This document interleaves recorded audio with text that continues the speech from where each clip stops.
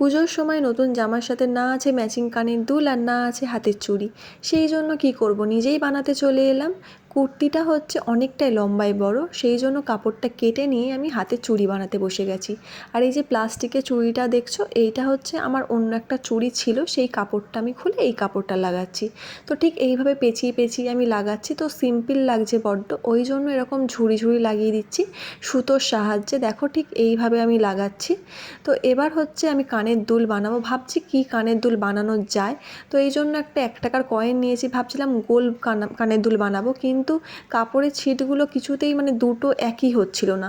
সেই জন্য এইভাবে বানিয়ে নিলাম, এই দুটোই একই পেয়েছি। তো ভাবছিলাম যে এরকম বসা কানের দুল বানাবো, কিন্তু তারপরে ভাবলাম যে না, একটু ঝোলা কানের দুল বানিয়ে দেখি তো কেমন লাগে। তো চলো দেখো আমার ঝোলা কানের দুলটা কেমন হয়েছে তোমরা জানিও। আর অবশেষে দেখো আমি 3টে চুড়ি বানিয়ে নিয়েছি, হলো না ম্যাচিং চুড়ি? তোমরাও এইভাবে ম্যাচিং চুড়ি বানিয়ে পরতে পারো।